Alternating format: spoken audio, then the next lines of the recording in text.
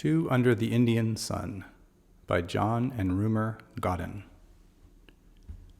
John and Rumer Godden are two women, they're sisters, who spent some of their formative childhood years in India, though they're British, English, and their father worked for a company that was working out of India.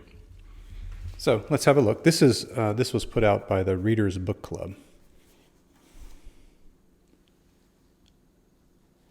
And bound in cloth with this sort of edged, it's probably not leather, but it feels a little leathery. So the Reader's Book Club, I tried to find something about it. I couldn't find very much about it. This says is in association with the Companion Book Club in London. The Companion Book Club is fairly well known. And I think the Reader's Book Club might have been sort of an offshoot or something related to the Companion Book Club in Australia. So this was printed in Australia. But I think it was printed, from what I could tell, this and the other books under the same imprint were printed with the similar or maybe the exact same specifications. In any case, I really like the way it's done. It's this cloth that feels nice. And it's sewn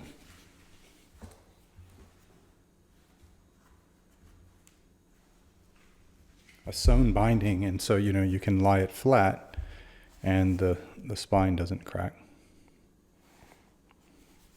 And being sewn, the pages aren't going to come out. On the other hand, you can tell that it's not acid-free paper because it is, at least my version, is getting showing some signs of age on the top here. This was printed, I think, in 1966.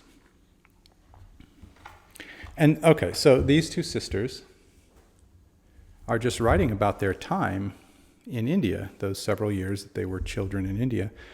And there's no story to it. There's no character arc or anything like that. It's just sort of, here's what things were like. This is what we did. These are the games that we played. These were the foods that we ate. And they had a lot of servants, and they had a very big house. But interestingly, the house, while being very big, I'll show you a picture, only had 6 rooms. So it was very big with 6 very big rooms. And so the parents slept in one room, but they slept in a room with their aunt. Look at this house.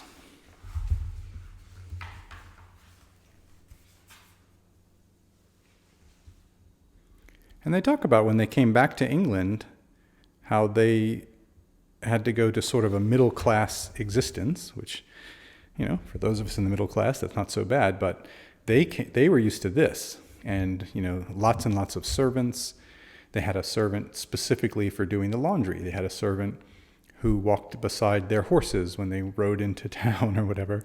They had the gardener and the chef and the boy who helped the chef and, all this. And that's what they were used to, partly because they could afford it because it was very cheap, but also because it was just expected that a person of her father's standing was supposed to live like this. And then there were people of higher standing who lived even more luxuriously, and people of lower standing, of course, who lived less luxuriously. But anyway, that is, it's very interesting. And they talk about the kinds of servants, the religions that the servants had. There were Muslims, and there were Hindus, and there were Christians. And, they celebrated a little of everything. So the area where they were living is actually no longer India.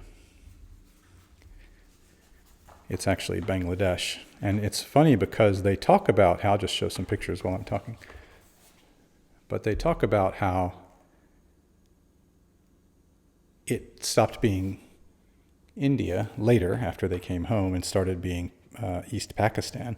What they didn't know is that after it was East Pakistan, it stopped being East Pakistan and started becoming Bangladesh, which is what it is now. So that area that they're talking about has really changed. Not just because at the time when they were there were a lot more Hindus, and then before it became East Pakistan, a lot of the Hindus left, and a lot of Muslims from other parts of India came there. So it's really different. I've been to that part I've been to Bangladesh, and I've been to some of the areas that they're talking about in this book. Of course, they're talking about it. They were there, between the wars, between World War I and World War II. So it's very, very different from when I was there. But it's really, for me, it's really interesting to hear them talking about the regions that they're talking about, and that I was there, seeing a very, very different thing. But in some ways, it was probably very similar, because in some ways things don't change. But in any case, okay. I really like this book. I think it's really cool, and I like the way that they talk about their lives. As I say, there's no story arc, there's no character arc or something like that. They just talk about it, and every page I find I'm reading it out to people like, oh, listen to this. Oh, they did this. Oh, that that's how that was. Because it's not only learning about India, or about that part of India. It's about learning about India at that time, and what it's like, not for Indians, but for English people at that time in India. So there's a lot going on there that's really kind of new to me, and I really like the way that they do it. One thing that's interesting is they write it in third person, and I suppose that's part of what happens when you have two people writing the story or writing their memoir.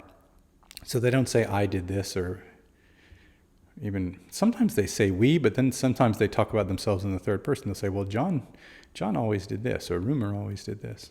In any case, that is 2 Under the Indian Sun by John and Rumer Godden.